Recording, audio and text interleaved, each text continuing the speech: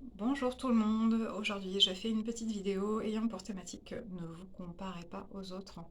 Alors, c'est une thématique qui m'a été inspirée par une amie qui m'est chère et qui me remettait en évidence des choses que je savais déjà et que je vous partage aujourd'hui. Alors c'est vrai que ça pourrait être vaste, hein. Le fait de se comparer aux autres, c'est quelque chose qui est humain et constant de notre enfance à- jusqu'à notre fin de vie peut-être, sauf en fonction des parcours de chacun. Mais c'est vrai que dès tout petit, on va observer, on va voir ce que les autres font et on va s'en inspirer pour essayer de faire de même. Et déjà, donc du coup, on est dans un point de comparaison. Aujourd'hui, cette vidéo, elle a vraiment pour objectif de vous dire d'être entier, d'être vous, d'être dans la légèreté, d'être dans l'acceptation de vos particularités et que votre parcours de vie ne sera jamais le parcours de quelqu'un d'autre. Alors, j'ai plein de points de comparaison qui me viennent en tête. Euh, je pense par exemple sur le côté sentimental. Pour les personnes qui sont célibataires.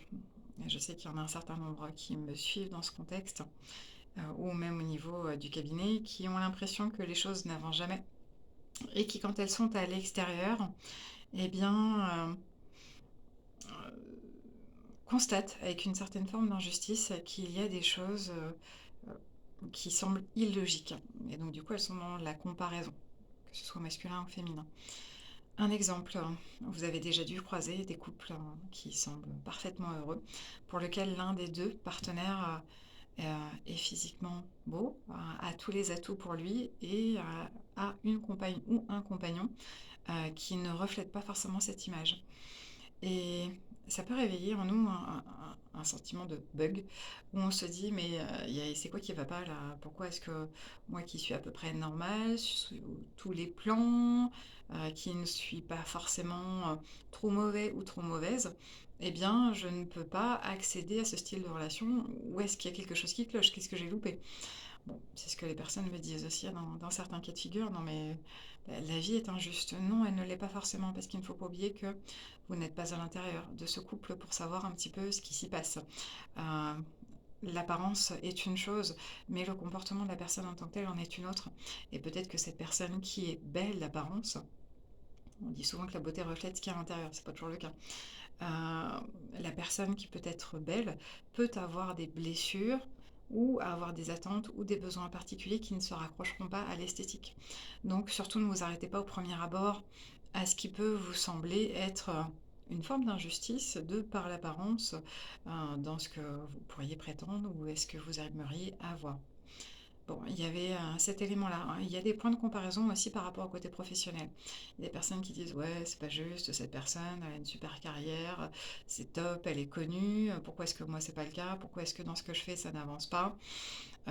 Encore une fois, c'est injuste. Bah, vous faites encore un point de comparaison. Il faut savoir que les personnes qui ont une certaine notoriété, une certaine reconnaissance, sont souvent les personnes qui sont relativement mal entourées. Je m'entends, il va y avoir toujours cet effet, comme je l'avais expliqué dans une vidéo par rapport au médium, ou des personnes qui vont être dans la manipulation ou qui vont être euh, faux, vont se rapprocher de ces personnalités dans le but de s'en servir pour leur propre parcours personnel. Est-ce que c'est vraiment à envier pour le coup? Parce que c'est vrai que d'une façon générale, je pense que tout le monde a une préférence pour être entouré de personnes aimantes, sincères, présentes, quel que soit le contexte et quelles que soient les années. Et ces personnes qui nous sont chères à nos cœurs sont souvent relativement rares, mais précieuses. Donc déjà, prenez-en soin avant de vous comparer aux autres, encore une fois, par rapport à la quantité qu'il pourrait y avoir, par rapport à certains contextes.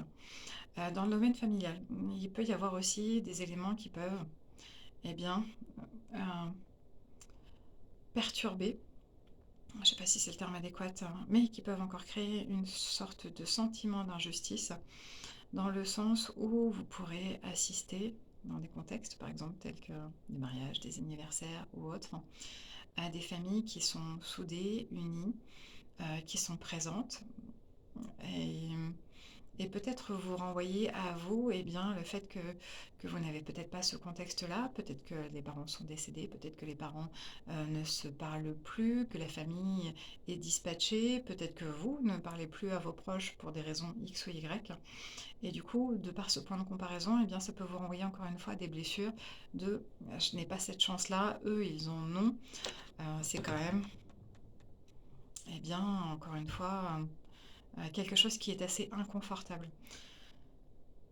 La famille et la famille de sang euh, n'est pas forcément un cadre où les liens doivent être impérativement maintenus par l'importance de cette appellation.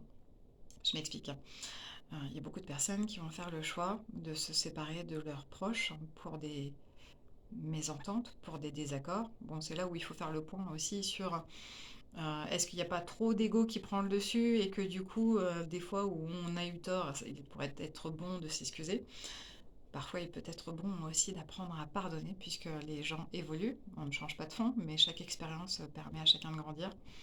Mais voilà, dans certains cas de figure, certaines familles peuvent avoir une certaine toxicité. Et au contraire, ça peut être nécessaire de s'en éloigner pour se rapprocher de ce que l'on peut appeler une famille de cœur. Famille de cœur, ce sont des gens que l'on a choisis, qui nous ont choisis et qui sont là pour partager avec nous tout ce que l'on pourrait avoir au quotidien dans ce qu'on ferait en temps normal. Famille, c'est plus euh, des temps de détente, des repas, des instants de partage. Bon, c'est même bien plus que ça, c'est des complicités aussi. Mais voilà, encore une fois, ne vous comparez surtout pas à ce que peuvent vous projeter des personnes qui sont autour de vous parce que vous n'êtes pas dans leur vie, vous n'êtes pas dans leur bulle et vous ne connaissez pas tous les éléments. Donc prenez bien ça en considération, prenez du recul aussi pour faire le point sur ce que vous avez vous. J'ai des personnes qui m'avaient déjà dit bah oui, mais au final, moi j'ai pas d'amis, ou j'ai pas d'amoureux, ou j'ai pas de machin, donc du coup, je me sens complètement seule. Est-ce que ce n'est pas un choix aussi à un moment ou un autre de votre part? Est-ce qu'il n'y a pas une part de votre organisme qui s'est refermée à tout ça et qui à un moment aurait le besoin de s'ouvrir à condition que les appréhensions ne prennent pas le dessus? Puisque, eh bien, il y a vraiment euh, la clé d'un travail qui me semble être indispensable pour chacun. La clé, ou plutôt trois clés. La première chose, c'est le lâcher prise. Alors ça, c'est extrêmement difficile à le travailler, d'où la pertinence dans un certain nombre de contextes d'avoir un accompagnement en parallèle, au moins pour le côté organique.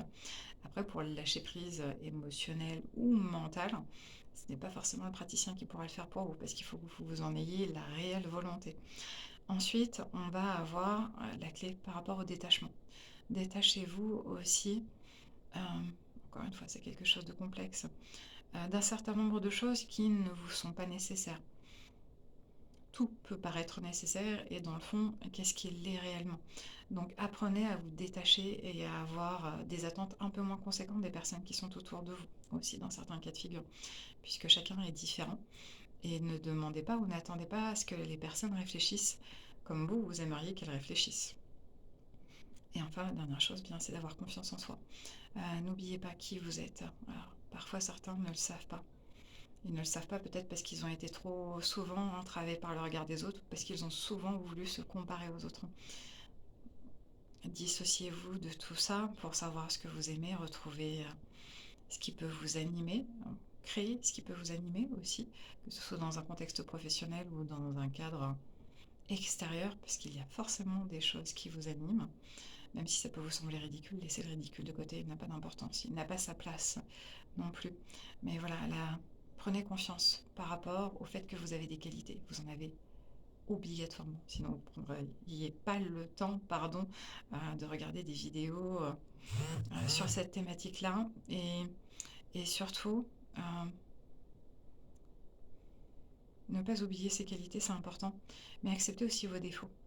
Tout le monde a des défauts, tout le monde a ses particularités. Et bien souvent, les gens vont être plus en capacité de vous renvoyer ce qui ne va pas chez vous que l'inverse.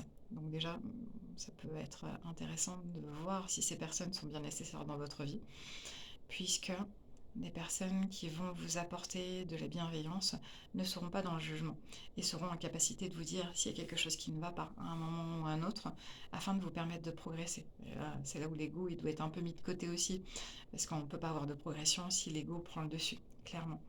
Donc voilà, petit point de rappel de choses que vous connaissiez déjà très certainement, mais qui me semble nécessaire de rappeler dans certains cas de figure pour ne pas vous mettre martel en tête que la vie est plus rose ailleurs. Elle est déjà rose chez vous, c'est compliqué à dire. Euh, et créez surtout votre réalité en travaillant ces trois clés et en n'oubliant pas que vous n'avez pas toutes les informations sur ce qui peut se passer autour. À bientôt.